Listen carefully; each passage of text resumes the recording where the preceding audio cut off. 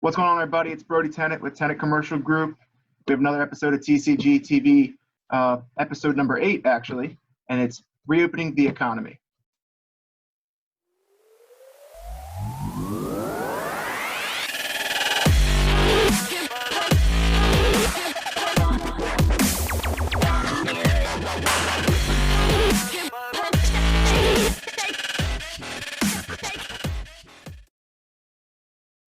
Alrighty, so we got Brian Sheavly here with us from Howard County Economic Development.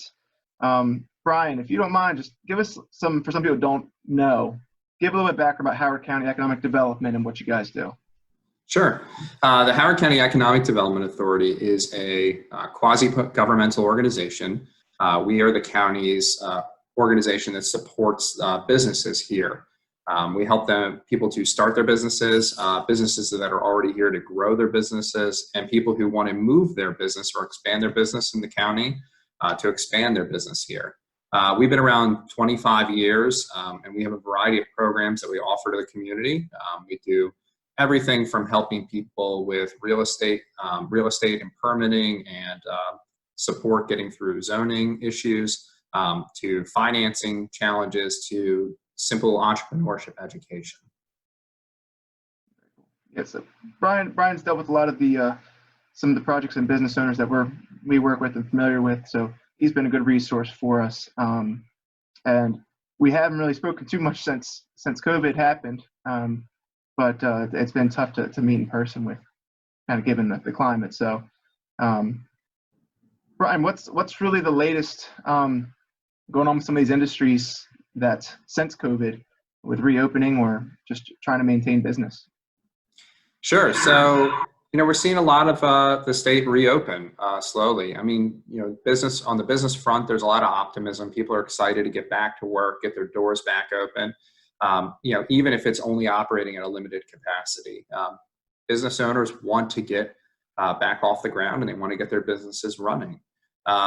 We're fortunate that we're in a state that, has seen kind of continued low COVID rates. So, we're optimistic that that's going to be work in our favor towards keeping businesses up and running and keeping the doors open. Behind the scenes, recently we've seen a lot more activity pick back up amongst the private sector. It seemed like a lot of people who had expansion plans kind of put them on hold for a little while, but we are starting to see more and more chatter about people looking to kind of continue to pick up those plans and pick up those expansions and really interested in kind of taking it to the next level. There's no doubt that this has definitely hit our Main Street businesses, our restaurants hard, but with plans being reopened and more and more people getting back to the normal, that's all been a very, very good step for them. Yeah, and obviously different industries have been hit different ways, and every one of them is kind of a different reopening process for them, a different time period. Have you seen some of the restaurant spaces and the retail spaces? Have you seen that reopening going? Have you seen any positive, negative, or kind of just some experiments or experience you've seen with that? Sure. So, it's everyone in those industries, in retail and in restaurants, they really had to pivot their business. They really had to start rethinking the way that they did this. I know that some of these small businesses took this as a chance to expand their services that they offer, get into the curbside delivery game, the curbside pickup, the delivery game. And I think for some of them, that's been, really good. Some have actually found good positive revenue streams from that. It's not making up what it was before, but they're getting into new avenues for their business. We continue to push and support for people to support our local businesses. We know it's tough getting out there and shopping locally with the convenience of online shopping. But if you can support your local restaurants, if you can support your local retail businesses, they need that support now more than ever. So even if you're just going out buying a gift card on an online store they've set up, or you're ordering some food to go or for delivery, all of that is helping them kind of weather this storm. Yeah, right now, especially when it's tough to operate as normal and the revenues are down. You got to find other ways to make money, and local support has been paramount for some of the business owners that we talk to for at least surviving or maintaining through this time. And hopefully as things pick back up, it's more back to business as normal is all we can hope. Sure, absolutely. And I don't know when this is going to air exactly, but we're actually in Howard County Restaurant Weeks right now. It started on the 13th, so it started on a Monday and it runs through the 26th.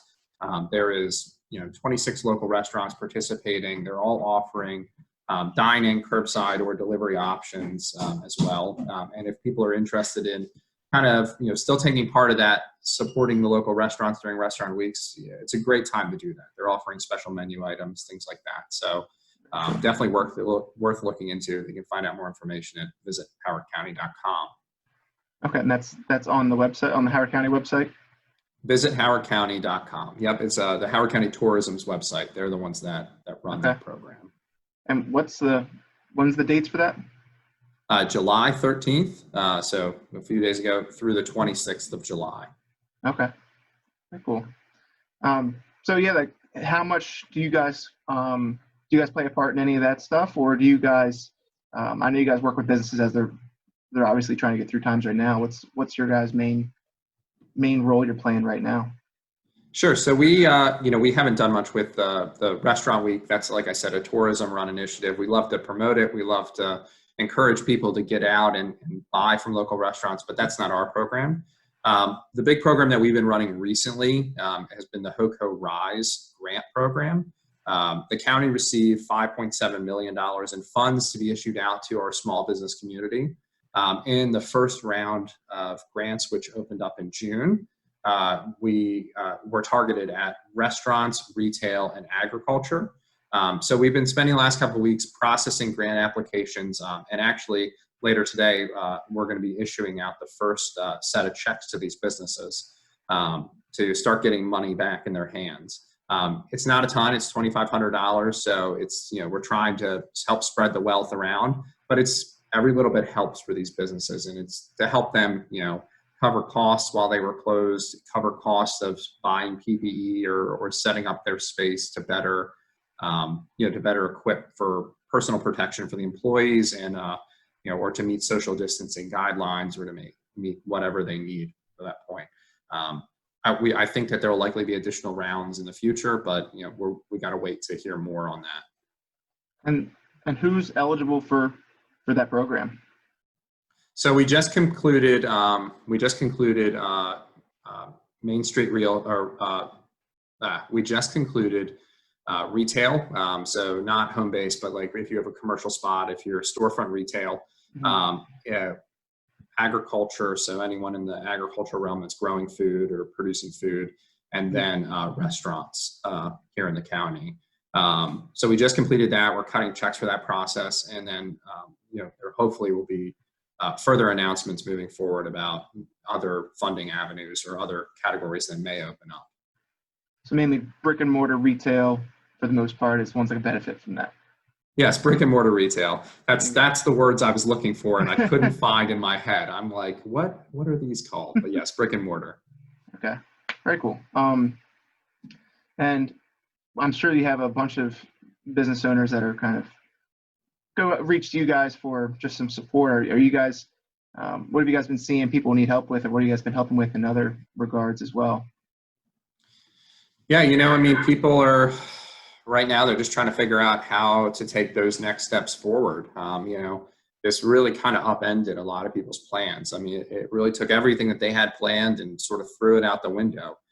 Whether it was an expansion or a relocation, everyone kind of had to take a pause and take a step back and figure out, where they're at now, where they're going to be in the future, and really assess kind of what the potential risk is moving forward. We've been doing a lot of consulting with businesses, trying to provide them guidance, just listening to them, getting them the resources that they need to, make these types of decisions.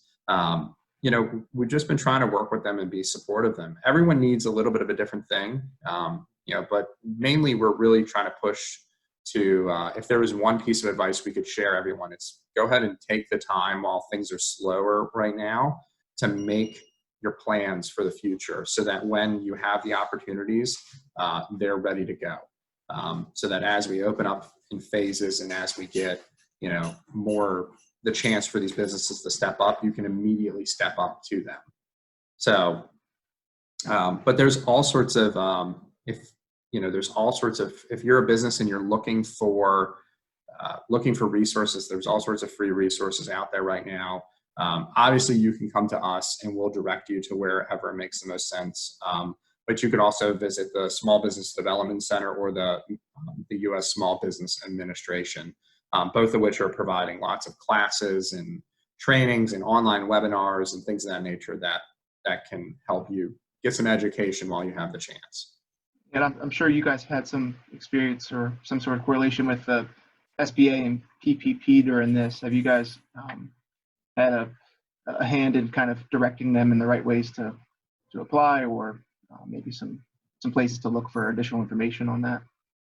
Sure. So, the PPP, a lot of those types of questions we directed off to the SBA and the SBDC, as they're the ones that really manage the programs. But, a lot of that lending was done at the local level, at local banks. So, while we were able to kind of provide some high level guidance, ultimately they had to be working with a lender to really get the true answers to the questions that they needed. Yeah. So kind of as this seems to, hopefully people will be reopening back up and getting to full force. I mean, do you have any other advice to the business owners out there? Some other advice to business owners out there. I think just stay optimistic, really kind of, keep looking towards the future, make your plans, and maybe it's a plan without a date on it. Just be ready to take advantage of the opportunities when the opportunities present.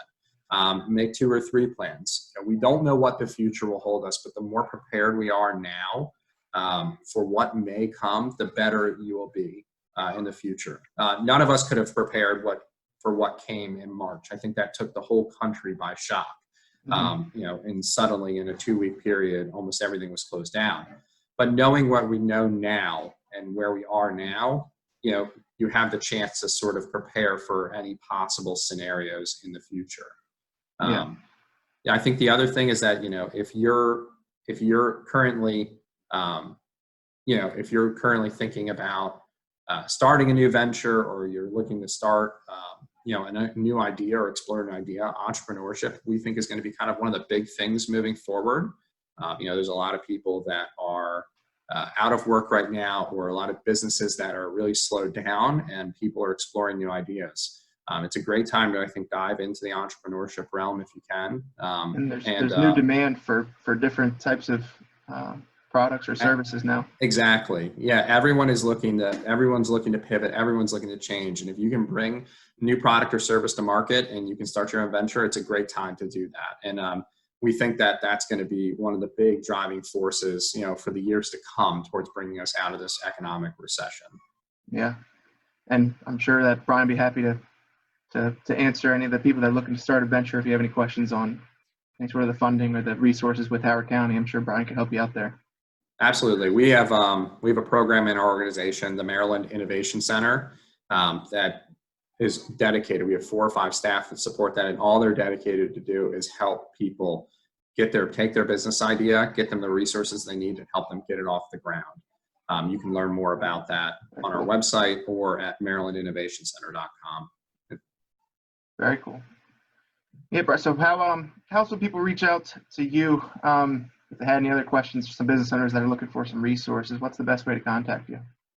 Sure. So you can contact me at my email, which is bsheavly@hceda.org. So B Sheavly @hceda.org. Or you can always contact us through our website, hceda.org, and you'll find up in the top right the contact button. Very cool. Well, Brian, thank you for coming on. That was very informative. Hopefully some business owners out there could take advantage of that. But it was always good to see you, and thank you for coming on. Yeah, thanks for having me. No problem. All right, you enjoy. Talk to you soon. Yep. Bye. Bye. All right, everyone. Thank you again for watching. Don't forget to like, comment, or share. And let us know if you need any help with anything in regards to the commercial real estate side or with reopening the businesses in Howard County. I'm sure Brian can help you out as well. So, all right, everybody, have a good day. Talk to you soon. See ya.